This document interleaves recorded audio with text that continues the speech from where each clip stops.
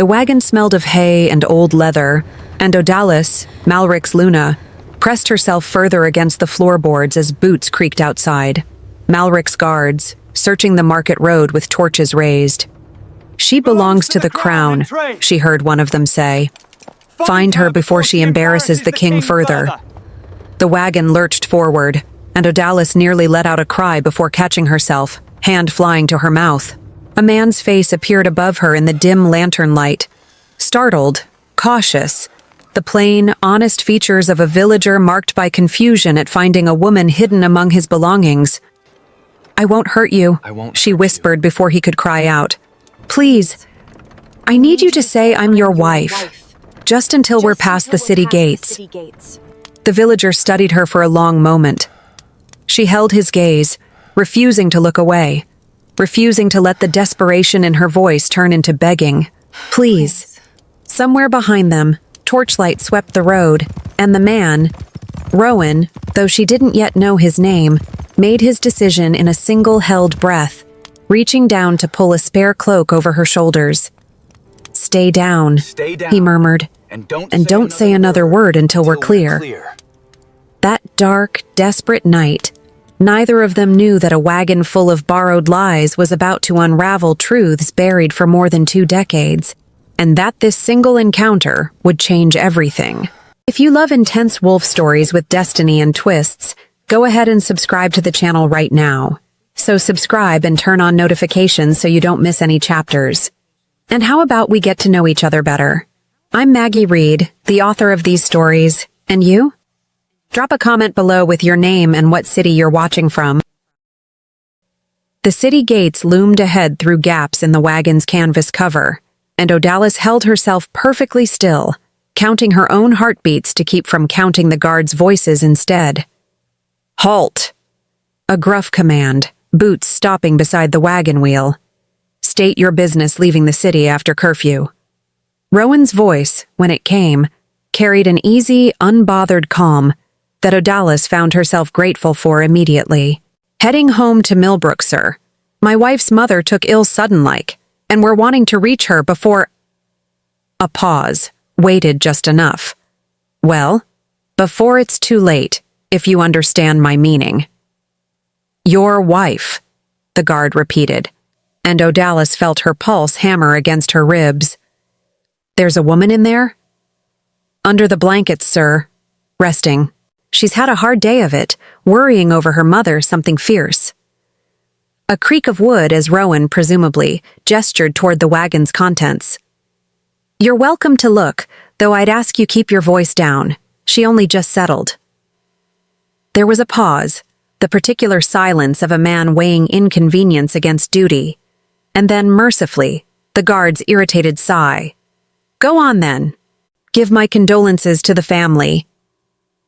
The wagon lurched forward, wheels rattling over cobblestone, and it wasn't until the city walls had fallen well behind them, the road narrowing into quiet countryside, that Rowan finally pulled back the canvas and allowed her to sit up properly. "You're a remarkably convincing liar," Odalis said, breathless with relief, pulling the borrowed cloak tighter around her shoulders.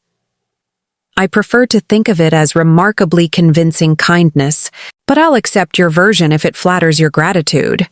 Rowan glanced back at her, a dry humor in his plain, weathered face that she hadn't expected from a stranger risking considerable trouble on her behalf. "Though I confess, hiding a runaway Luna in my turnip cart wasn't precisely how I planned to spend my evening. I'll admit it wasn't how I planned mine either." She studied him properly now, in the moonlight. An ordinary face, kind eyes, hands calloused from honest work rather than the soft, manicured hands of every noble she'd spent 3 miserable years surrounded by. "Thank you, genuinely. You could have turned me over. Most people would have, given the reward Malric's surely offering. Most people haven't watched what your husband's guards do to villagers who displease him," Rowan said, something harder entering his voice. "I've no particular loyalty to a crown that treats its own people like inconveniences to be managed. I wasn't about to hand a frightened woman back to him, reward or not." They rode in silence for a while after that, the countryside rolling past dark and quiet. and Odalis found herself studying her rescuer with a curiosity she hadn't felt in longer than she could properly remember. "Rowan," he offered eventually, noticing her attention, "in case you were planning to keep referring to me as the man with the turnip cart indefinitely." "Odalis," she said, though something in her chest twisted at the admission. "Though I suppose you already knew that much. I knew you were the Luna. I didn't know your actual name until just now." He glanced at her, something genuinely curious in his expression. "Odalis. It's a fine name. Doesn't sound like something invented specifically for a throne." "It wasn't. My family gave it to me long before anyone imagined I'd end up married into Malric's line." Bitterness crept into her voice despite her best effort to keep it steady. "I doubt he's used it properly in over a year.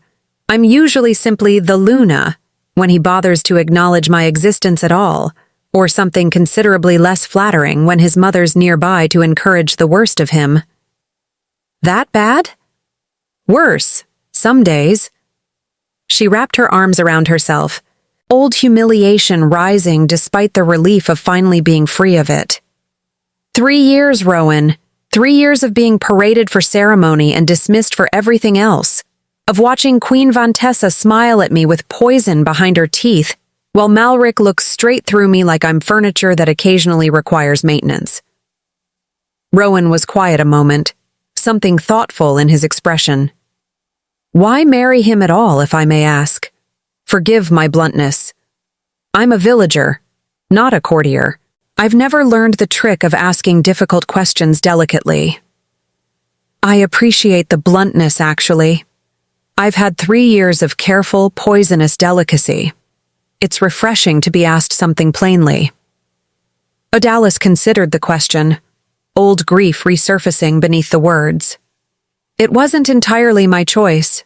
Family arrangement, the kind neither side felt able to refuse gracefully. I was young, and foolish enough to believe duty and love might eventually become the same thing, given proper time." A humorless laugh escaped her. "They did not become the same thing. They became instead 3 years of learning exactly how thoroughly a person could disappear inside their own marriage. That's not a small thing to survive." "No," she agreed. "It isn't. Tonight was simply the night I decided surviving it quietly had cost me more than I was willing to keep paying." They stopped near dawn at a small, isolated cottage set back from the main road, ivy climbing weathered stone walls, smoke already curling from the chimney despite the early hour.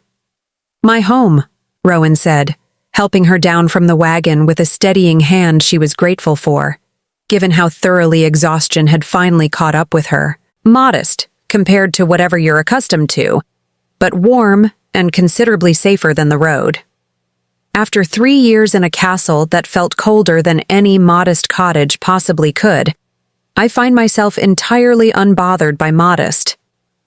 She followed him inside, taking in the small, well-kept space, simple furniture, a fire already crackling, the particular lived-in warmth of a home built through honest work rather than inherited grandeur. "This is lovely, Rowan. Genuinely. My mother built most of it, actually, with help from neighbors when I was still young enough to be more hindrance than help with the labor."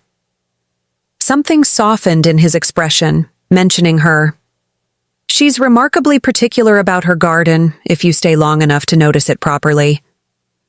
"I'd like to meet her, if that's permitted. She's visiting her sister in the next village currently, but she'll return within the week." Rowan busied himself with the fire, adding fresh wood with the easy competence of long habit. "She'll likely have considerable opinions about a runaway Luna sleeping in her son's cottage, I should warn you. She's not one to hold her tongue about anything, least of all matters this significant." "I contain considerable tolerance for opinionated women, having survived Queen Vantessa's for 3 years. I doubt your mother could prove more intimidating." "You'd be surprised," Rowan said, with a warmth that suggested genuine affection rather than any real warning. "Though I suspect you two might actually get along rather well, oddly enough." She's got little patience for cruelty dressed up as propriety, same as you seem to have developed rather recently yourself. Odalis slept through most of that first day, exhaustion from months of accumulated tension finally catching up with her fully, and woke near dusk to the smell of something cooking, simple, hearty, considerably more appetizing than the elaborate, tasteless court meals she'd endured for years. "You're awake," Rowan observed, glancing up from the small hearth where he was stirring a pot with practiced efficiency. "I was beginning to wonder if I'd need to check on you properly. I haven't slept that thoroughly in longer than I can remember." She sat up slowly, taking in the cottage properly, now that exhaustion no longer clouded her vision. "This is your doing? The cooking, I mean. Unless you'd prefer to believe magic fairies visited while you slept, yes. I manage reasonably well on my own, given years of practice." He offered her a bowl with the same easy, unpretentious warmth he'd shown throughout the previous night. "It's simple fare, nothing like whatever elaborate dishes your castle kitchens likely produced. I'd trade every elaborate castle dish I've ever eaten for something simple and genuinely made with care, if I'm honest." She accepted the bowl gratefully, the warmth of it settling something anxious in her chest. "Thank you, Rowan, for all of this. I don't know how I'll ever properly repay the risk you've taken on my behalf." "You needn't repay anything. I did what seemed decent, given the circumstances." He settled across from her, something curious in his expression as he watched her eat. "Though I confess, I find myself curious what comes next for you. Malric's guards won't simply stop searching because you vanished one night." "No," Odalis agreed grimly. "They won't. I don't have a clear plan beyond staying hidden long enough to determine my actual options. I have no family willing to risk Malric's displeasure by sheltering me openly, no resources beyond what I managed to carry away with me, which amounts to considerably less than I'd like." "You're welcome to stay here for however long you need," Rowan offered, and something in the plain, unhesitating generosity of it made Odalis's breath catch slightly. "I know it's not the safety of a castle, or the resources of your former position, but it's honest shelter, freely given, without any expectation attached to it. That's precisely what I need, actually, more than any castle ever properly offered me." She studied him across the small table, something warm and unfamiliar stirring in her chest, despite the exhaustion and danger still very much surrounding her situation. "I don't understand why you're willing to risk this much for a stranger, Rowan. Genuinely. Most people would have turned me away at the first sign of danger. Perhaps I've simply always had trouble watching cruelty go unanswered, whatever risk answering it might carry." Something flickered behind his plain, honest face, an old grief she couldn't quite name yet. "My mother raised me to believe kindness matters more than caution, whatever the cost of practicing it. I've tried to honor that, whenever the choice arises." "Your mother sounds like a remarkable woman." "She is," Rowan said quietly, something tender and slightly sad in his voice. "Though I confess, there's considerable mystery surrounding her own past that she's never fully explained to me. She speaks sometimes, late at night when she believes I'm asleep, about a life she once had before I was born, a life she gave up entirely, for reasons she's never properly shared." Something in Odalis's chest tightened at that, an instinct she couldn't yet name, pulling her attention sharply toward the unexplained mystery of Rowan's mother's past. "What kind of life?" she asked carefully. "I don't know precisely, only that she speaks of it with a particular grief that suggests whatever she lost, it mattered considerably more than she's ever been willing to properly discuss." Rowan shook his head, setting the mystery aside for now. "Perhaps you'll meet her soon enough, and she'll surprise us both with whatever story she's kept hidden all these years." Neither of them knew, in that quiet cottage far from Malric's castle, exactly how close that particular mystery actually was to unraveling, or how thoroughly it would, eventually, rewrite everything both of them believed about who truly belonged on the throne they'd both, in their own ways, been running from. 3 days after Odalis's disappearance, Malric sat in his private chambers, a goblet of wine untouched at his elbow, listening to his mother pace the length of the room with barely restrained fury. "You let her simply walk out," Queen Vantessa said, voice tight with the particular controlled anger she'd perfected over decades of court politics. 3 days, Malric. 3 days, and your guards have found nothing beyond an abandoned market stall and a merchant who claims he saw nothing useful. I'm well aware of the timeline, Mother. You needn't recite it as though I'm incapable of counting days myself. Then perhaps demonstrate that awareness through actual competence, rather than sitting here drinking while your wife embarrasses this entire crown by vanishing like some common runaway servant. Vantessa's voice had gone sharp enough to cut, and Malric felt the old, familiar tightening in his chest that her disapproval always produced. However much he told himself he'd outgrown needing her approval years ago. She was never particularly useful to begin with, he said, more defensively than he intended. A quiet Luna for ceremony, nothing more. Her absence changes little of actual substance. Her absence changes everything, you fool boy. Vantessa rounded on him, something genuinely alarmed beneath her fury for the first time. A missing Luna invites questions. Questions invite scrutiny, and scrutiny, Malric, is precisely what neither of us can afford, given how carefully certain matters have remained buried these past 25 years. Something in her tone made Malric go still, old unease stirring beneath his irritation. You're being needlessly dramatic, Mother. What could a runaway wife possibly have to do with matters that old? Vantessa's expression shuddered immediately, old caution replacing her momentary alarm. Nothing, presumably. I simply prefer this crown's business remain properly ordered, rather than subject to whatever gossip a missing Luna invites. She turned toward the door, composure fully restored. Find her, Malric. Quietly if possible, but find her regardless. I won't have this family's dignity further compromised by your carelessness. She left without waiting for his response, and Malric sat alone in the growing dark, turning her uncharacteristic alarm over in his mind, uncertain exactly what buried matters she'd nearly, however briefly, revealed.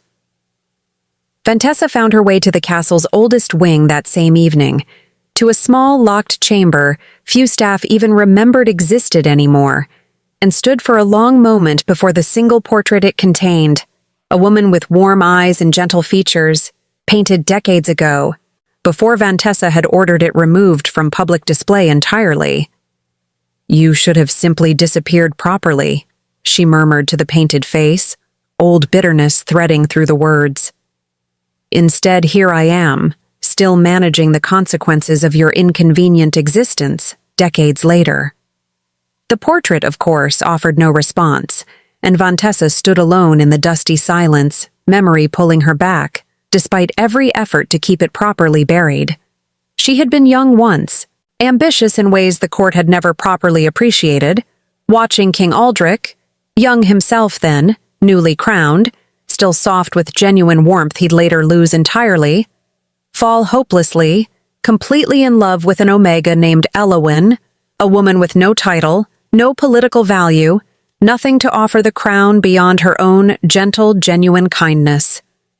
Vantessa had watched that love with growing, poisonous jealousy, certain she deserved the throne considerably more than some untitled Omega ever could, and when opportunity arose, a brief, calculated affair with a servant, conceived deliberately once she'd learned of her own advancing years and dwindling marriage prospects, she'd seized it without hesitation. She had lied to Aldrich about the child's timing, about whose it truly was, weaving careful deception with the same ruthless precision she'd later teach her son to wield. She had ensured Elowyn's quiet, permanent removal from court before the truth could ever surface, before Aldrich could ever learn what she'd actually done to secure her own position. It had worked. For 25 years. Aldrich had raised Malric believing him his true heir, never once questioning the careful lies Vantessa had constructed around his birth. Elowyn had vanished into obscurity, presumably still believing her own pregnancy remained entirely unknown to the crown that had discarded her. Presumably, Vantessa thought now, old unease resurfacing. She had never confirmed precisely what became of that pregnancy. She had simply assumed over the years that whatever child Elowyn might have carried had either never survived or had grown up entirely unaware of any connection to the throne that should have, by rights, never been his to claim regardless. She turned from the portrait, extinguishing the single candle she'd carried, old certainty considerably less steady than it had been that morning. Find the Luna, she thought, moving back toward the castle's inhabited wings. Find her quickly, before whatever chaos her disappearance stirs manages to unearth secrets that have remained properly buried for 25 careful years. Back at Rowan's cottage, Odalis spent her days learning the particular rhythms of a life entirely unlike anything her years at court had prepared her for, tending a small garden alongside Rowan in the mornings, helping prepare simple meals in the afternoons, and finding herself, increasingly, genuinely at ease in ways 3 years of careful court performance had never once permitted. "You're better at this than you likely expected to be," Rowan observed, watching her weed a row of vegetables with careful, if inexpert, attention. "I spent considerable childhood summers with my grandmother before my family arranged the marriage," Odalis said, wiping dirt from her hands with a small, genuine smile. "She kept a garden not unlike this one. I'd nearly forgotten how much I enjoyed it, until now." "Court life doesn't leave much room for simple pleasures, I imagine." "Court life leaves room for almost nothing genuine, honestly. Every gesture calculated, every conversation weighted with political implication."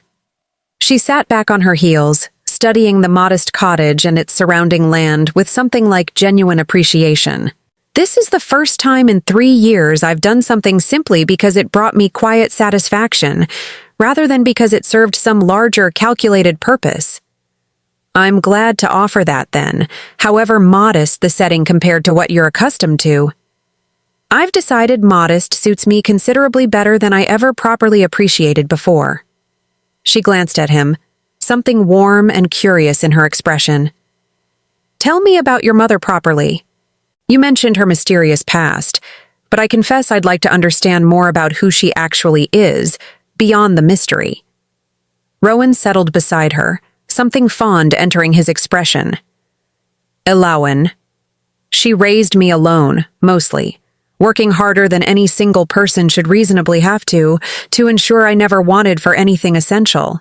She's fierce in her quiet way, doesn't raise her voice often, but when she does, even the village elders take proper notice." He smiled, clearly fond of the memory. "She taught me everything I know about kindness mattering more than caution. I suspect whatever grief she carries from her past, it's precisely what taught her that particular lesson so thoroughly. I find myself increasingly curious to meet her. You'll get your chance soon enough. She returns from her sisters within the week, as I mentioned." Something thoughtful crossed his face. "I confess, I'm curious what she'll make of harboring a runaway Luna. She's never had much patience for royal cruelty, from what little she's shared about her past. I suspect she'll take your situation rather personally, once she understands it properly."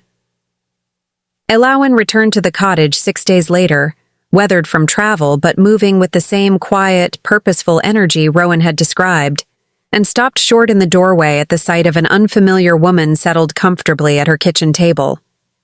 "Mother?" Rowan said, rising immediately. "This is Odalis. She's—" He hesitated, clearly uncertain how much explanation the situation actually warranted. "The Luna," Elowyn said simply, studying Odalis with sharp, assessing eyes that missed nothing. "Word travels even to my sister's remote village eventually. The whole territory speaking of King Malric's missing wife. I'm sorry to intrude on your home without proper warning," Odalis said, rising as well, old anxiety about unwelcome judgment rising despite herself. "Rowan offered shelter when I had nowhere else to turn. I'll leave immediately if my presence causes any genuine difficulty." "Sit down, girl," Elowyn said, not unkindly, settling her travel bags near the door with brisk efficiency. "I didn't say you weren't welcome. I said word travels. There's a considerable difference, and I'd rather hear your actual account before forming any proper judgment about the matter." Something in the plain, direct manner reminded Odalis immediately of Rowan's own bluntness, and she felt herself relax slightly, recognizing the family resemblance in more than simply appearance. "I ran from a marriage that had become genuinely unbearable," Odalis said honestly. 3 years of contempt, dismissal, and cruelty dressed up as royal propriety. I'm not proud of running rather than finding some braver solution, but I'd reached the point where staying any longer felt like slowly disappearing entirely. Elowen studied her for a long, careful moment, something complicated moving behind her weathered features. "I understand that particular calculation better than you might expect," she said finally, quiet and unexpectedly raw. "I once loved a man considerably above my station, and watched that love get stolen from me by someone with considerably more power and considerably less conscience than either of us possessed. I understand exactly what it costs, staying somewhere that slowly erases who you actually are." Rowan looked between them, clearly startled by the unexpected weight of his mother's admission. "Mother, you've never spoken this plainly about your past before." "Perhaps it's time I did," Elowen said, something old and tired settling into her expression. "Perhaps hearing Odalis's own account of royal cruelty has simply reminded me how long I've carried my own silence about matters that deserve, finally, some proper daylight." That evening, over a simple meal, Elowen insisted on preparing herself. Despite Rowan's protests about her exhaustion from travel, she told them both, slowly and with visible difficulty, about a love she'd buried for 25 years. "I was young," she said, "working in the old castle's gardens when King Aldrich first noticed me. Not the calculated attention nobles typically offer servants, but genuine curiosity, genuine warmth. We fell in love slowly, carefully, both of us aware how impossible the match would seem to anyone watching from outside it." "King Aldrich," Odalis repeated slowly, something cold settling in her stomach. "Malric's father." "The same." Elowen's expression tightened with old grief. "Though, whether Malric is genuinely his son, I've long harbored doubts I've never had proper cause to confirm." "What happened?" Rowan asked quietly, clearly hearing this story properly for the first time in his entire life. "Vantessa happened," Elowen said, bitterness threading through the plain words. "She'd set her sights on the throne long before Aldrich and I ever fell in love, and she wasn't a woman inclined to accept disappointment gracefully. She arranged somehow for my removal from court entirely, quiet, efficient, utterly ruthless. I was sent away before Aldrich even properly understood what had happened, before I could tell him." She stopped, old emotion cracking through her careful composure. "Tell him what?" Odalis asked gently, though something in her chest already suspected the answer. "That I was carrying his child," Elowen said, voice barely above a whisper. "I never had the chance to tell him properly before I was gone. I raised my son alone, in this cottage, believing for 25 years that Aldrich never knew, that he'd simply moved forward with his life and his throne, unaware he'd left behind a child who deserved, by every proper right of birth, to know his true father." The cottage went utterly silent, the weight of the revelation settling over all three of them at once. "Rowan," Odalis said slowly, understanding dawning with sickening, thrilling clarity. "You're King Aldrich's true son." Rowan stared at his mother, color draining from his face. "Mother, is that genuinely true? I'm not simply a villager's son. I'm the king's true heir?" "You are," Elowen said, tears finally spilling over as 25 years of careful, protective silence finally broke. "I never told you because I believed it would only bring danger to your door, revealing a truth Vantessa had worked so carefully to bury. I wanted you to have a simple, safe life, rather than a throne built on the kind of cruelty and deception I'd watched destroy everything I once loved. Odalis felt her own thoughts racing, pieces of court gossip and half-remembered political history clicking suddenly into terrible, clarifying place. If that's true, Elowen, then Malric isn't Aldrich's true son at all, which means my son has more right to that throne than the man currently claiming it, Elowen finished, something fierce and protective entering her grief-worn expression. I never wanted this confrontation for you, Rowan. I wanted you safe, away from royal cruelty entirely. But if Odalis has already fled that same cruelty, if fate's brought her directly to our door, carrying her own painful history with that family. She looked between them both, something resolute settling into her tired features. Perhaps it's finally time the truth stopped serving only Vantessa's careful, cruel convenience. Rowan sat in stunned silence, the entire foundation of his understood life shifting beneath him, while Odalis reached over instinctively, taking his hand in a gesture of steady, genuine support. "Whatever this means," she said quietly, "whatever comes next, you're not facing it alone. I promise you that much." Outside, the evening settled dark and quiet over the cottage, entirely unaware that the careful lies sustaining an entire kingdom's false succession had just finally, after 25 long years, begun their slow and inevitable unraveling. Sleep proved elusive for all three of them that night, the weight of Alawen's revelation settling differently over each.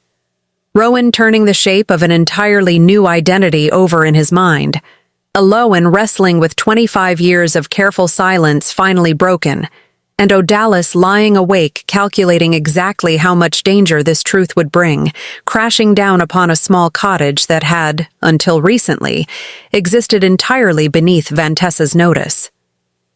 She found Rowan sitting alone in the garden near dawn, staring at nothing in particular, and settled beside him without asking permission. "You're not sleeping either," she observed. How does a man sleep, discovering overnight that his entire understood life was built on a lie kept for his own protection? Rowan's voice carried genuine, raw confusion rather than anger. "I've spent 30 years believing myself a simple villager's son. My mother worked herself to exhaustion raising me alone, and I always assumed my father had simply died, or abandoned us, or some other ordinary tragedy. Not that he's the king. Not that I'm—" He stopped, shaking his head. "I don't even know what I am, properly, given this information." "You're still exactly who you were yesterday," Odalis said gently. "Kind. Generous enough to shelter a frightened stranger despite considerable personal risk. Someone who values decency over caution, as you told me yourself. Discovering your true parentage doesn't erase any of that. Doesn't it?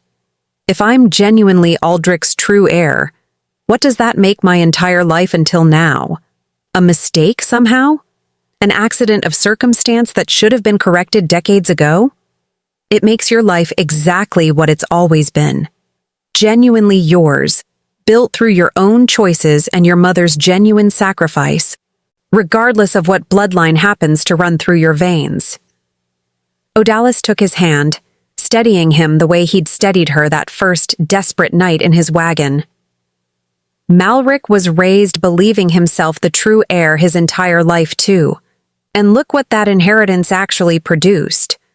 Cruelty, entitlement, a complete absence of the genuine decency you've shown me without hesitation from the very first night. Bloodline doesn't determine character, Rowan. Choices do. Something in his tense shoulders eased slightly at that, and he turned to study her properly in the pale, growing light. You have a talent for finding exactly the right thing to say, when everything else feels like it's collapsing. I've had considerable practice this past week alone, given how thoroughly my own life collapsed the same week yours apparently did. A small, wry smile crossed her face. Perhaps we're simply well matched for weathering catastrophic revelations together. Elowen joined them shortly after, dark circles beneath her eyes, but her expression settled into something more resolved than the raw grief of the previous evening. "I've decided something," she said without preamble. "I intend to see Aldrich, properly, directly, whatever risk that carries. I've spent 25 years protecting Rowan through silence. I think, given everything that's happened, silence has finally cost more than the truth ever could." "That's considerable risk, Mother," Rowan said carefully. "If Vantessa learns of this before Aldrich does..." "Vantessa has spent 25 years believing her lies buried permanently. I don't intend to give her warning before the truth reaches Aldrich directly." Elowyn's jaw had set with a determination that reminded Odalis, once again, exactly where Rowan's own quiet strength had come from. "But I won't pretend this doesn't require considerable care. Aldrich's court remains dangerous for both of you, given Malric's ongoing search for Odalis and whatever protective cruelty Vantessa might employ once she suspects her careful deception is finally at risk." "I could go alone," Odalis offered. "I know the castle's inner workings better than either of you. I could find a way to reach Aldrich directly, explain the situation without exposing Rowan to unnecessary danger." "Absolutely not," Rowan said immediately, surprising them both with the sharpness of his response. "You'd be walking directly back into Malric's reach, Odalis. I won't allow that." "Allow," Odalis repeated, something sharp entering her own voice despite understanding the protective instinct behind the word. "Rowan, I appreciate the concern, genuinely, but I spent 3 years being told what I was and wasn't allowed to do by a husband who valued controlling me more than actually knowing me. I'd rather you not begin our, whatever this is between us, with the same particular word." Rowan's expression shifted immediately, genuine chagrin replacing his earlier alarm. "You're right. I apologize. That wasn't the word I should have chosen." He took a breath, visibly recalibrating.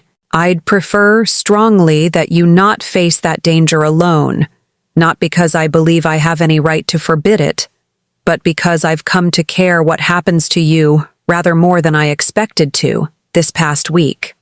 Something warm settled in Odalis's chest at the correction, at the genuine care underlying it.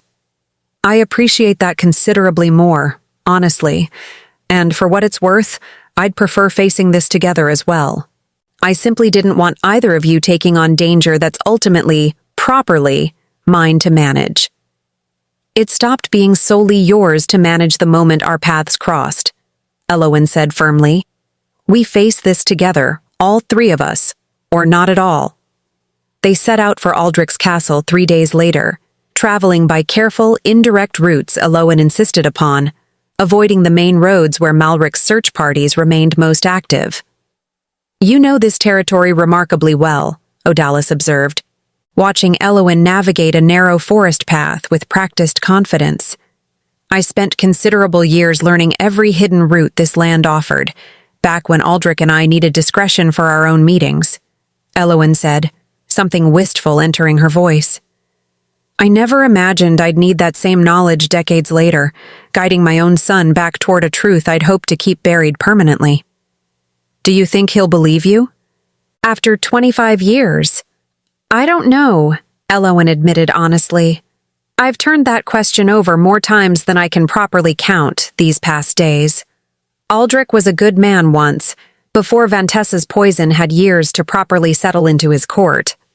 I'd like to believe some part of that goodness survived intact. But I've been wrong about people's capacity for change before, in ways that cost me considerably." They traveled in careful silence for much of that first day, the weight of uncertain reunion hanging heavy over the small group, and it was near evening, making camp in a quiet forest clearing, that Rowan found himself alone with Odalis while Elowyn tended their small fire nearby. "I keep thinking," he said quietly, "about what happens if this succeeds. If we reach Aldrich, if the truth finally surfaces properly, if Malric loses everything he's always believed rightfully his. What worries you about that outcome specifically? That I'll be expected to simply step into a role I never trained for, never wanted, never even knew existed until a week ago." I'm a villager, Odalis. I know how to till soil and repair fences and negotiate fair prices at market. I don't know the first thing about ruling a kingdom. Neither did I entirely when I first became Luna, Odalis said gently. I learned slowly, through considerable difficulty, and no small amount of humiliation along the way. You'd learn too, if it comes to that, and you'd learn it with considerably more genuine decency guiding your choices than Malric ever demonstrated. That's remarkably generous, given how uncertain everything currently feels. I've found generosity easier to offer. Somehow, once I stopped expecting it in return from people determined never to provide it. She studied him in the firelight, something warm and increasingly certain settling in her chest despite the danger surrounding them. For what it's worth, Rowan, whatever role you eventually claim or don't claim, king, villager, something entirely undefined between the two. I find myself genuinely hoping to remain part of your life, regardless of which path it takes. Something in his expression shifted at that, careful hope replacing his earlier uncertainty. You mean that? I do. I've known you barely a week, and already I trust you more completely than I ever managed to trust Malric across 3 entire years of marriage. That's not nothing, Rowan. That's not something I'm inclined to dismiss simply because timing's been unconventional. He reached over slowly, giving her every opportunity to pull back if she wished, and when his hand found hers, gentle and questioning, Odalis felt something in her chest that had been carefully guarded through years of careful court performance, finally, cautiously, begin to open. I find myself hoping for exactly the same thing, Rowan said quietly. Whatever uncertainty lies ahead, I'd like to face it with you beside me, regardless of what title either of us ends up carrying by the end of it. Elder Marsh's warning, when it reached them the following morning via a nervous village runner, who'd tracked their careful route with considerable effort, arrived with grim urgency. Malric's guards have expanded their search considerably, the runner reported, breathless from hard travel. Words reached them that the Luna may have fled toward the northern territories. They're searching every village along the main roads, and Queen Vantessa herself has apparently taken personal interest in directing the effort. She suspects something, Elowen said grimly, exchanging a knowing look with Odalis. Whatever alarm she felt at Odalis's disappearance, it's clearly grown considerably worse these past days. Then we move faster, Rowan said, already beginning to break camp with renewed urgency. Whatever risk the direct route carries, delay seems considerably more dangerous now. They pressed on with increased urgency through that day and the next, Elowen's careful knowledge of hidden paths proving invaluable as reports continued reaching them of Malric's expanding search efforts. By the 3rd day, Aldrich's castle finally rose into view on the horizon, considerably older, more weathered than Malric's own seat of power, carrying the particular dignified age of a ruler who'd held his throne considerably longer. There, Elowen said quietly, something complicated moving across her weathered face at the sight of it. 25 years, and it looks almost entirely unchanged. Are you ready for this? Odalis asked gently. I don't believe I'll ever feel properly ready, Elowen admitted. But I've spent 25 years running from this particular reckoning. I find I'd rather face it directly now, whatever the outcome, than continue carrying its weight in silence any longer. Rowan took his mother's hand on one side, Odalis's on the other, and together, the 3 of them approached the castle gates that held, waiting inside them, both the truth that would finally set them free and the danger that had chased them every step of the way to reach it. The castle guards at Aldrich's gate proved considerably more measured than Malric's search parties, though the sight of 3 travelers requesting urgent private audience with the king still drew careful, suspicious scrutiny. State your business, the captain of the guard said, eyeing them with professional wariness. The king doesn't grant audiences to unannounced travelers without proper cause. Tell him, Elowen said, voice steady despite the visible effort it cost her. that Elowen has returned. He'll understand the significance, even after 25 years. Something in the captain's expression shifted. Recognition, perhaps, or simply the weight of a name spoken with such careful gravity. And he disappeared through the gates without further argument, leaving them waiting in tense, uncertain silence. "Do you think he'll remember?" Rowan asked quietly. "Some names," Elowen said. "A person never forgets, whatever years pass between hearing them." They waited nearly an hour, the sun climbing higher, before the gates finally opened properly, and a man emerged who bore little resemblance to the youthful portrait Odalis had glimpsed once, years ago, in a rarely visited castle corridor. Older now, silver threading through dark hair, lines of genuine weariness carved deep into features that had once, presumably, carried more warmth. King Aldrich stopped several feet away, staring at Elowen with an expression that made Odalis's chest ache with secondhand grief, shock, disbelief, and beneath it all, something raw and unhealed that 25 years had clearly failed to properly close. "Elowen," he said, voice rough with disuse around emotions he'd likely buried as thoroughly as any careful lie. "I was told you died. Years ago. Vantessa told me—" He stopped, old confusion warring with dawning, terrible suspicion. "Vantessa lied to you," Elowen said plainly, no longer able to soften the truth with careful diplomacy after 25 years of forced silence. "About my death, and about considerably more besides. I need you to hear the full truth now, Aldrich, whatever it costs either of us to finally speak it properly." Aldrich led them to a private chamber, dismissing his guards with a curt gesture that suggested he understood, on some instinctive level, exactly how significant this conversation was about to prove. "Tell me everything," he said, once they were alone, settling into a chair with the particular stillness of a man bracing for genuine devastation.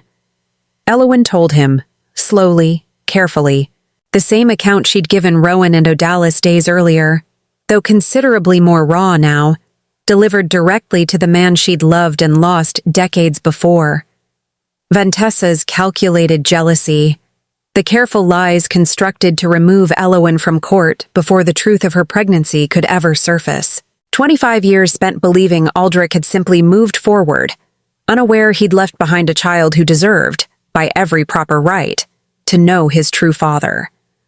Aldrich's composure cracked entirely partway through the account, old grief and fresh fury tangling together as understanding dawned with sickening clarity. "Malric," he said finally, voice barely above a whisper, "if what you're telling me is true, then Malric isn't—" "He's not your true son," Elowen confirmed gently. Vantessa arranged a brief affair with a servant, timed deliberately to align with whatever intimacy she and you shared during that same period. She lied about the child's true timing, ensured you never had cause to properly question it. 25 years, Aldrich said, something breaking audibly in his voice. 25 years, believing I'd simply lost you to illness, raising a son I believed entirely mine, while my true child— He turned to Rowan for the first time, really studying him properly, searching his features for confirmation his heart had apparently already accepted. "This is Rowan," Elowen said quietly.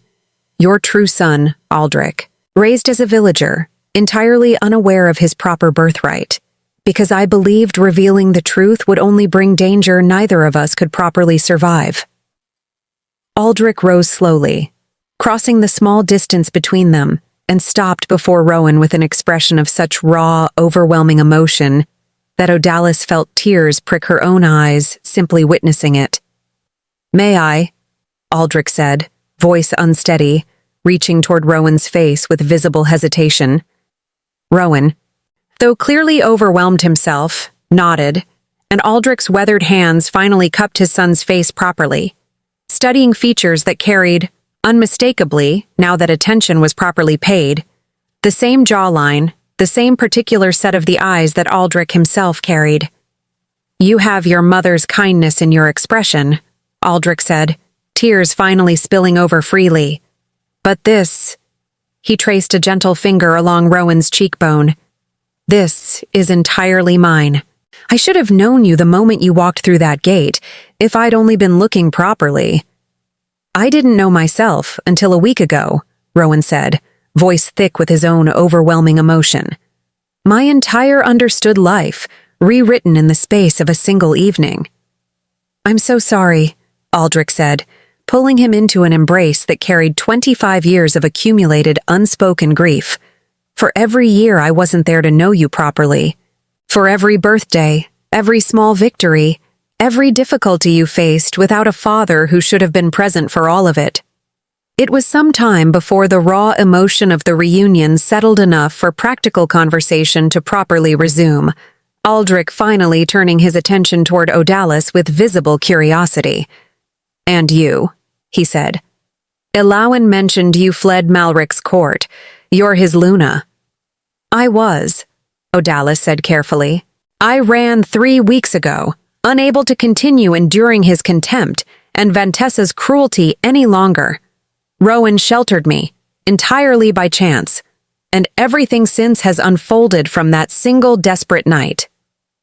Malric's search for you has grown considerably more urgent these past days," Aldrich said grimly.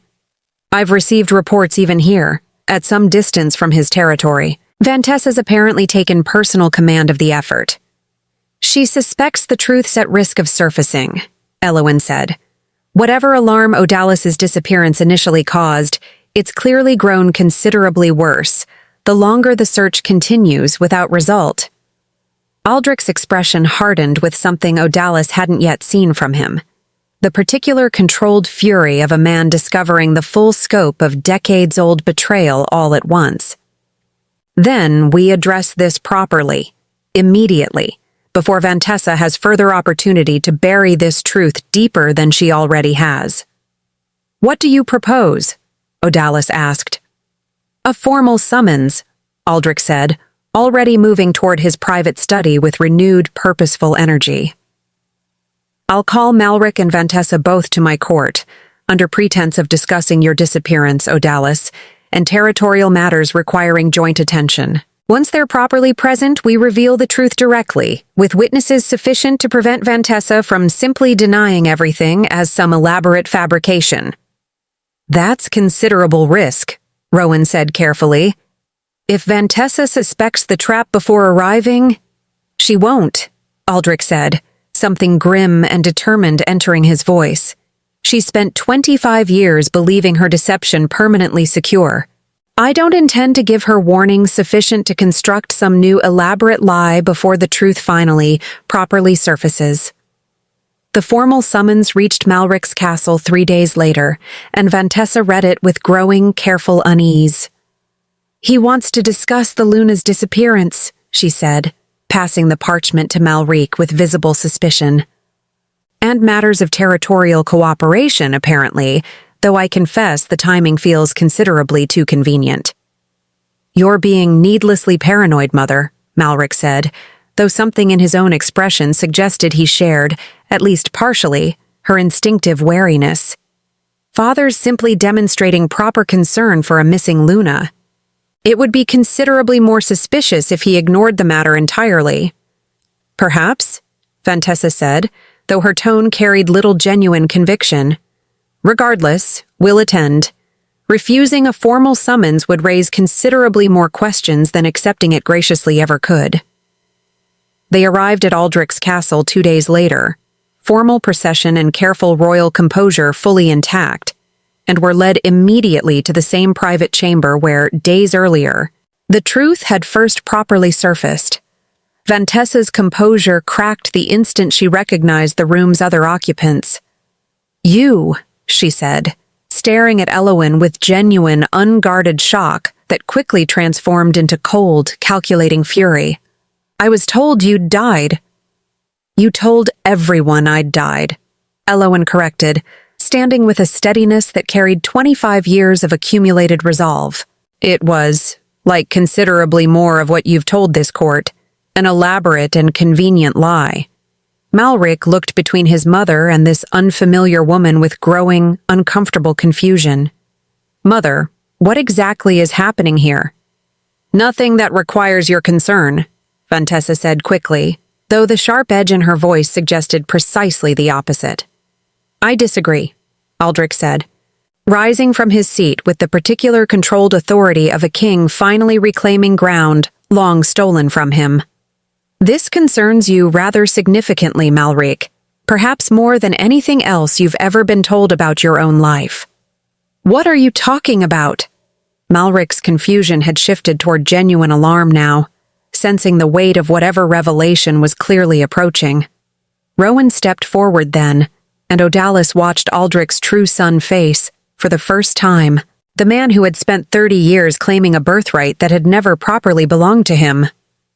My name is Rowan, he said, voice steady despite the enormous weight of the moment. I'm your father's true son, Malric. Elowen is my mother. Your mother arranged, 25 years ago, to remove her from court through careful deception, ensuring she could pass off her own child, conceived with a servant, as your father's legitimate heir.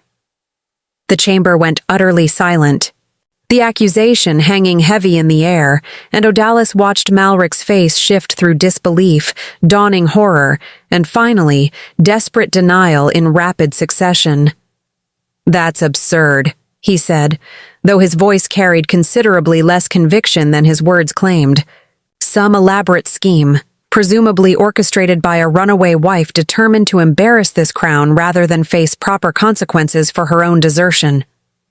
It's not a scheme, Malric, Vantessa said quietly, and something in the sudden, complete collapse of her earlier composure told Odalis the truth had finally, irreversibly surfaced. It's precisely what happened 25 years ago, when I made a choice I've spent every day since trying to properly justify to myself. Mother, Malric said, voice cracking with the particular devastation of a man watching his entire understood identity shatter in real time. Tell me this isn't true. Please. Vantessa said nothing, tears finally spilling over as decades of careful deception finally, completely collapsed. And in that terrible silence, Odalis understood that whatever came next, Malric's formal removal from succession, Vantessa's inevitable judgment for decades of calculated cruelty, Rowan's uncertain path toward a throne he'd never expected to claim. The truth, finally surfaced after 25 long years of careful burial, had irrevocably changed everything for everyone standing in that quiet, devastated chamber. The silence that followed Vantessa's collapse stretched long enough that Odalis found herself holding her breath, watching Malric's face cycle through emotions too raw and too fast to properly track. Devastation, fury, and beneath it all, something that looked almost like relief, as though some small, buried part of him had always suspected the truth of his own belonging was somehow incomplete. 25 years, Malric said finally, voice hollow. 25 years. You let me believe I was his son. You let me grow up believing that throne was mine by right, while raising me to be... He stopped, something breaking further in his composed, cruel exterior. You raised me to be exactly what would secure your own position, didn't you? Not out of any genuine love. Simply because a false heir who resembled proper royal bearing served your ambitions considerably better than the truth ever could have. I raised you the only way I knew how, Vantessa said, tears still falling, though something defensive had already begun creeping back into her voice. I protected you, Malric. I ensured you'd never face the vulnerability I once faced, watching power slip through my fingers because I lacked proper position to secure it myself. You protected your own ambition, Aldrich said, cold fury finally breaking through his own carefully controlled composure. You stole 25 years from me, from Elowen, from a son who deserved to know his true father. You raised Malric believing entitlement mattered more than genuine decency, and look what that produced. He gestured toward his false heir, something like genuine grief tangled with his anger. A man capable of the cruelty you yourself modeled for him, his entire life. Malric flinched at that, old defensiveness warring visibly with something more honest surfacing beneath decades of learned cruelty. "I'm not—" He stopped, unable to finish the denial with any real conviction. "I've made mistakes. I know that. Odalis—" He turned toward her for the first time since the revelation, something almost pleading in his expression that she'd never once witnessed from him during 3 years of marriage. "I know I treated you poorly. I can't properly explain why. Beyond that, my mother taught me control mattered more than genuine connection, that vulnerability represented weakness rather than strength." "That's not an excuse, Malric," Odalis said, steady despite the strange, complicated pity stirring in her chest. "Plenty of people carry difficult childhoods without becoming cruel because of them. You made choices, every single day of our marriage, to dismiss me, to humiliate me in front of your court, to make me feel smaller than I actually was. Those choices were yours, regardless of whatever example your mother provided." "I know," Malric said, voice breaking properly now. "I know that. I think some part of me has always known that, even while I told myself otherwise." Elder council members arrived within the hour, summoned by Aldrich's private messenger before the confrontation had even properly concluded, and the formal proceedings that followed carried a weight Odalis hadn't anticipated feeling on Malric's behalf, despite everything he'd put her through. "The evidence is clear," Aldrich said, addressing the assembled council with the particular authority he'd apparently been holding carefully in reserve throughout their private confrontation. "Vantessa's deception regarding Malric's true parentage removes any legitimate claim he holds to succession. Rowan, my true and rightful son, will be formally recognized as heir, pending proper preparation for the responsibility." "And regarding punishment for the deception itself?" one elder asked carefully. "Vantessa's crimes extend considerably beyond simple deception about parentage," Aldrich said, something grim entering his voice. 25 years of calculated cruelty toward Elowen, toward myself, toward an entire kingdom deceived about its proper succession. I'll require formal investigation into the full scope of her actions during her time as queen, including whatever additional harm she's caused pursuing and protecting that deception." Vantessa's composure had fully collapsed by this point, tears and desperate justification tangling together as the reality of formal judgment settled over her. "I did what I believed necessary," she said, voice raw, "for my own survival, for Malric's future." "You did what served your own ambition," Elowen said quietly, speaking for the first time since her initial confrontation with Aldrich. "Whatever justification you've constructed for yourself over 25 years doesn't change the genuine harm you caused. You stole my life from me, Vantessa. You stole Aldrich's chance to know his true son. You raised Malric to become someone capable of causing Odalis years of genuine suffering. That's not survival. That's simply cruelty, dressed up in whatever careful justification made it easier to live with." Something in Vantessa's expression finally, completely broke at that, decades of careful composure collapsing into raw, unguarded grief. "I never meant for it to cause this much harm," she whispered. "I told myself every year that the ends justified whatever means I'd employed to secure them. I didn't properly account for how thoroughly those means would eventually poison everything they touched." The council's formal judgment, delivered 2 days later after careful deliberation and considerable additional testimony from witnesses across both territories, proved severe but measured.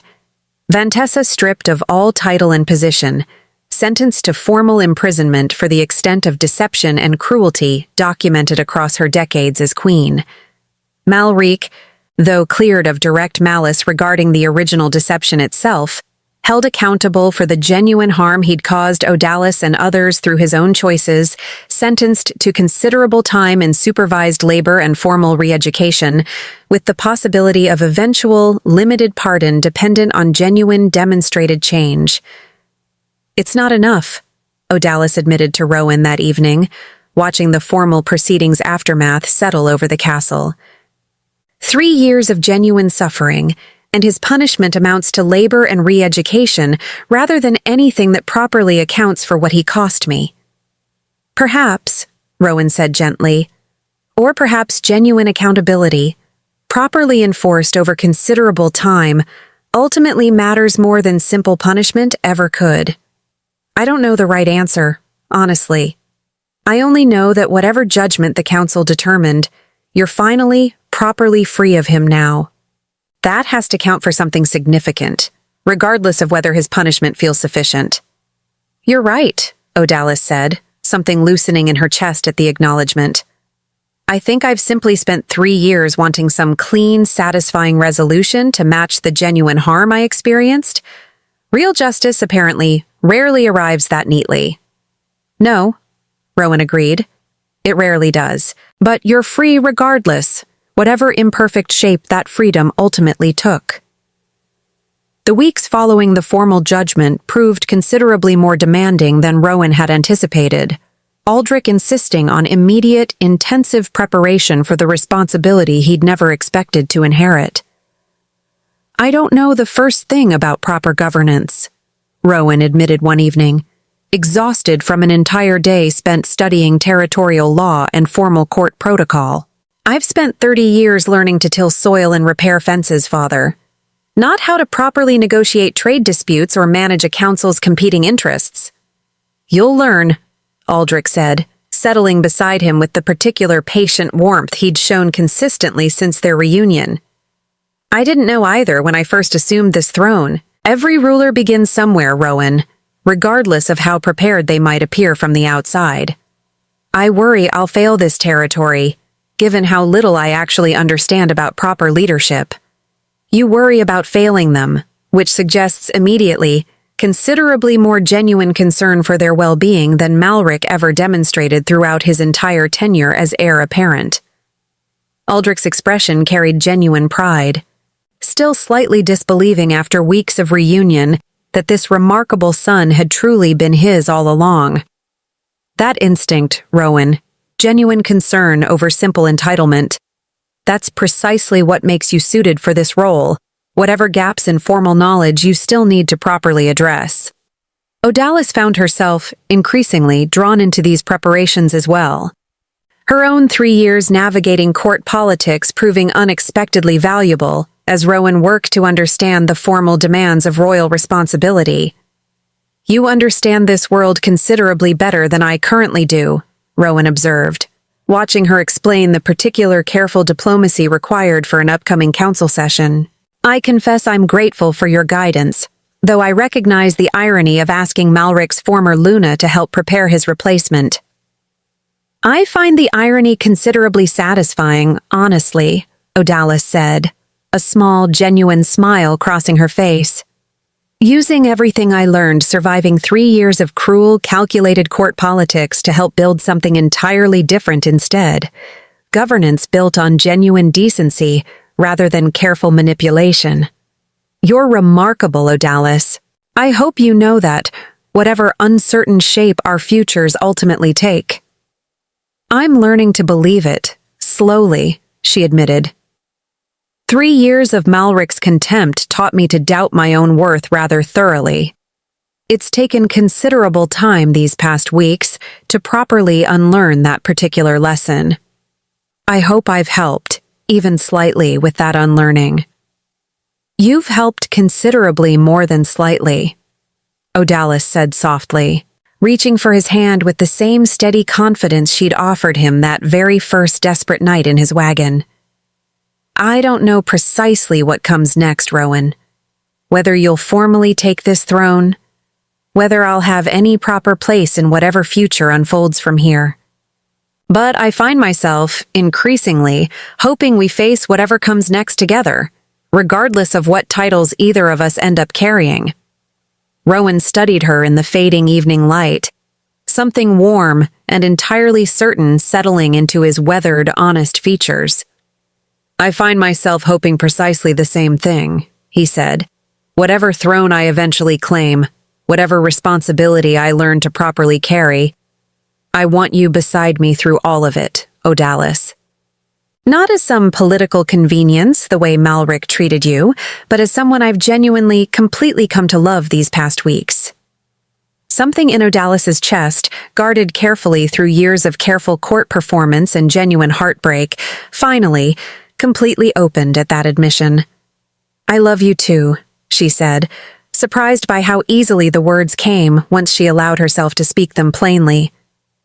More than I expected to, given how unconventional our beginning proved to be. "A turnip cart and a desperate lie," Rowan said, laughing softly despite the weight of everything surrounding them. Not precisely the romantic beginning most stories describe. "I find I wouldn't trade it for anything more conventional," Odalis said, leaning into him with genuine, unguarded warmth. "It brought us exactly here, after all. That's worth considerably more than any properly conventional beginning ever could have offered." Outside, the evening settled peaceful and quiet over Aldrich's castle, carrying none of the calculated cruelty that had once defined Malric's court. Only the genuine, hard-won beginning of something considerably better, built from truth finally spoken after 25 years of careful silence, and love found in the most unexpected, unconventional circumstances imaginable. The morning of the coronation arrived gray and heavy with mist, and Odalis stood at her window watching it burn slowly off the castle grounds, unable to shake the strange, prickling unease that had followed her since waking. "You're pale," Elowen observed, entering with the formal gown the castle seamstresses had spent weeks preparing. "Nervous, for a woman who's already survived considerably worse than a coronation." "I don't know precisely what I'm nervous about," Odalis admitted, turning from the window. "Everything's finally settled. Vantessa's imprisoned. Malric's serving his sentence. Rowan's assuming a throne he's genuinely earned through months of careful preparation. I should feel nothing but relief." "Should," Elowen repeated, something knowing in her expression. "But instinct rarely listens to should in my experience. What does your instinct actually tell you?" Odalis considered the question seriously, turning it over the way she'd learned to during 3 years of court survival, when ignoring instinct had cost her dearly more than once. "That something's not finished. That we've been treating Vantessa's imprisonment as an ending, when I'm no longer certain it actually is one." The coronation hall filled steadily through the morning. Territory representatives, council members, villagers who'd traveled considerable distance simply to witness a king crowned through genuine birthright rather than calculated deception. Odalis stood near the front with Elowen, watching Aldrich make final preparations, when a runner burst through the hall's side entrance with visible, desperate urgency. "Your Majesty!" the runner gasped, reaching Aldrich with breathless haste. "The prison, Queen Vantessa's cell. She's gone." The hall's cheerful murmur died instantly, replaced by a heavy, spreading silence.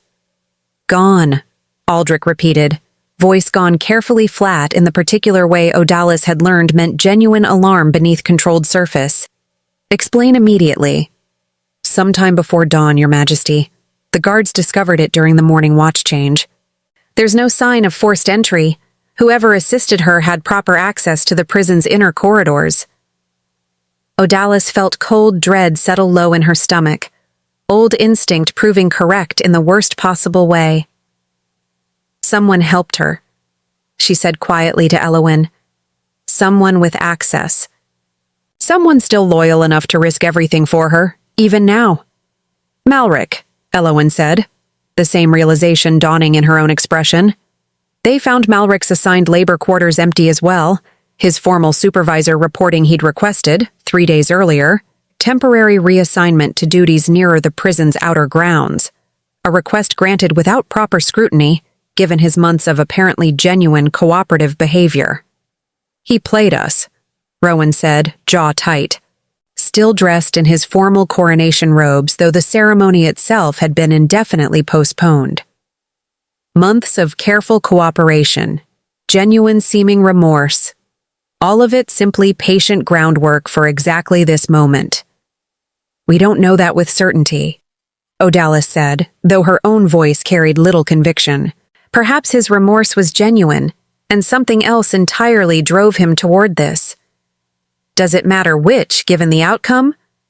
Rowan's frustration was evident, though beneath it, Odalis recognized something rawer, genuine hurt, at having extended trust that now appeared badly, dangerously misplaced. Aldrich moved through the hall with grim, purposeful authority, dispatching guards toward every known route out of the territory.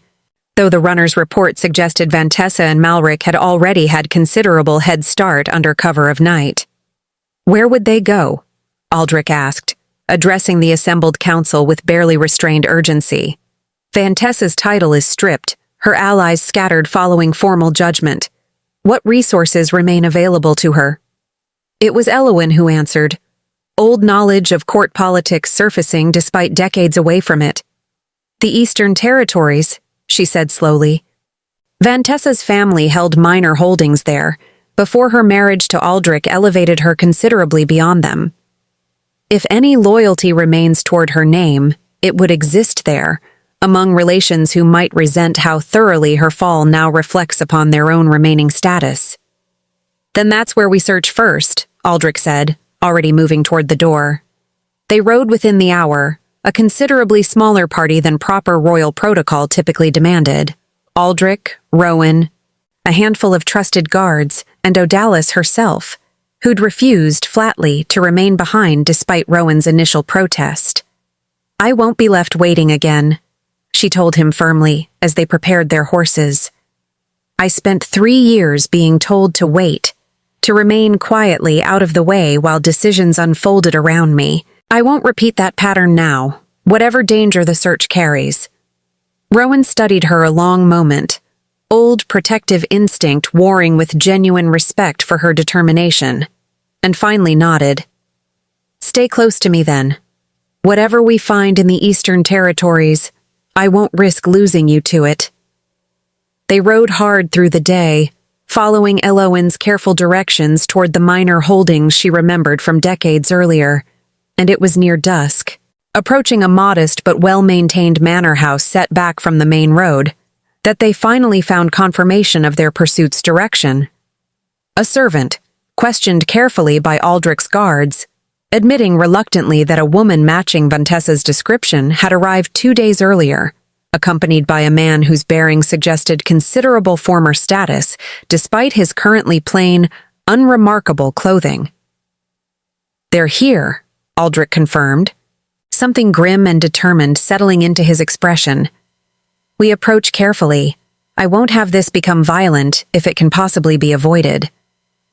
They found Vantessa and Malric in the manor's modest study, clearly mid-conversation when Aldrich's party arrived, and the confrontation that followed carried none of the formal, controlled dignity of their earlier reckoning months before. You actually came, Malric said, something bitter and exhausted in his voice, though notably, he made no move toward escape or resistance. I confess I expected you might simply let us disappear, given how thoroughly you've already claimed everything that once belonged to us. You helped your mother escape formal judgment, Rowan said, voice tight with barely controlled anger, after months of what I believed was genuine remorse. Was any of it real, Malric? Or simply patient calculation, waiting for the right moment? Something in Malric's expression cracked at that, old defensiveness warring visibly with something more raw and honest. It was real, he said quietly. The remorse. The genuine effort to become someone better than I'd been raised to be. That much was entirely true. Then why this? Odalis asked, stepping forward despite Rowan's instinctive protective gesture. Why help her escape if your remorse was genuine? Malric looked at his mother, something complicated and pained crossing his features. Because whatever she did, whatever cruelty she employed pursuing her ambition, she's still the only mother I've ever known. I watched her sentenced to indefinite imprisonment, genuinely broken by everything that's happened, and I found I couldn't simply abandon her to that fate, however much she deserved formal accountability for her choices. That's not an excuse for undermining formal justice, Aldrich said, though something in his voice carried more weariness than fury now. I know, Malric admitted. I'm not offering it as excuse. I'm offering it as the honest truth of why I made this particular mistake, despite genuinely believing, every day these past months, that I was becoming someone better. Vantessa, who had remained silent throughout this exchange, finally spoke, her voice carrying none of the calculated confidence Odalis remembered from years of court cruelty. I asked him to help me, she said quietly. I manipulated whatever genuine remorse he'd developed, played on whatever loyalty remained toward me despite everything I've cost him. Whatever mistake he's made here, the fault belongs considerably more to me than to him. The silence that followed stretched long and heavy, Odalis watching Rowan's expression cycle through fury, hurt, and something more complicated as he processed both Malric's admission and Vantessa's unexpected acceptance of responsibility. What do you want us to do, Mother? Malric asked finally, voice raw. I won't run further. Whatever judgment follows, I accept it properly this time, without further attempt to escape its consequences. Vantessa studied her son for a long, silent moment, something breaking visibly in her weathered composure. I want you to stop protecting me, she said quietly. I've cost you enough already, Malric. 25 years of raising you to believe entitlement mattered more than genuine decency, and now this, asking you to risk whatever fragile redemption you'd actually built, simply to extend my own selfish avoidance of proper consequence. Tears finally spilled over, genuine and unguarded in a way Odalis had never once witnessed from her. I want you to let me face this properly, alone, rather than continuing to sacrifice your own genuine progress for my sake. Mother, let me do this one genuine thing for you, Malric, Vantessa said, voice breaking. Let me finally accept proper consequence, rather than asking you to carry my failures alongside your own. Aldrich stepped forward then, something complicated moving across his own weathered features as he addressed both mother and son directly. Vantessa, he said, your attempted escape adds considerably to the formal charges already standing against you. I won't pretend otherwise, or offer false leniency given the severity of what you've now compounded. I understand, Vantessa said, something like genuine peace settling into her broken expression. I don't ask for leniency, Aldrich. I only ask that whatever judgment follows, it falls properly on me alone, rather than extending further consequence toward Malric for a mistake that was entirely mine to orchestrate. Aldrich turned to Malric, something more measured in his expression now. And you. Helping a convicted prisoner escape formal custody carries serious consequence regardless of motivation. I understand that as well, Malric said steadily. I made this choice knowingly, whatever complicated love drove it. I won't ask for leniency I haven't properly earned. Rowan, who had remained silent through much of this exchange, finally spoke, his voice carrying a weight that made everyone in the room turn toward him. I've spent months, he said slowly, learning what genuine leadership actually requires. Not simple punishment for its own sake, but proper accountability balanced against genuine capacity for change. He looked at Malric directly. You made a serious mistake today, driven by complicated, genuine love for a mother who caused you tremendous harm throughout your entire life. That doesn't excuse the mistake, but I don't believe it erases months of otherwise genuine progress either. What are you proposing? Aldrich asked carefully. Extended formal supervision, Rowan said, considerably more restrictive than his previous arrangement, with clear consequence should any further violation occur, but not complete abandonment of the progress he's genuinely made these past months. I believe in second chances properly earned, Father. I don't believe in punishing someone permanently for a single complicated mistake when genuine effort at redemption preceded it. Malric stared at Rowan, visible shock crossing his features. Why would you extend that grace after everything? Because Odalis taught me, Rowan said simply, that people are rarely simply villains or simply victims. You caused genuine harm, Malric. You're also demonstrating even now genuine capacity for growth and honest accountability. I'd rather build a kingdom that recognizes both truths simultaneously, rather than one that only ever sees the simpler, more convenient version. Vantessa's formal sentence, delivered upon their return to the capital 3 days later, proved severe. Extended imprisonment with considerably reduced privileges. Formal acknowledgement of her attempted escape compounding the original charges against her. But something in her bearing, as she accepted the judgment, carried a peace Odalis hadn't expected to witness. "Thank you," she told Elowyn quietly, before being led away, "for finally forcing this reckoning, however painful. I think, strangely, I needed exactly this. Complete, unavoidable accountability, rather than the comfortable half-measures I'd have continued constructing indefinitely otherwise." Malric's own sentence, extended supervision under considerably stricter conditions, came with a private conversation Odalis witnessed between him and Rowan afterward, the two men standing together in a quiet corridor, something tentative and new settling between them. "I don't fully understand why you extended this grace," Malric admitted. "After everything, including today's genuine betrayal of your trust. I don't fully understand it myself some days," Rowan said honestly. "I only know that punishing you further wouldn't undo what you've already cost Odalis, or properly honor whatever genuine growth you've shown these past months. I'd rather build something better than simple retribution, whatever difficulty that choice sometimes demands." Malric studied his half-brother for a long moment, something like genuine gratitude finally breaking through his exhausted composure. "I won't waste this chance again," he said quietly. "Whatever it costs me to prove that properly, over considerably more time than I apparently deserve."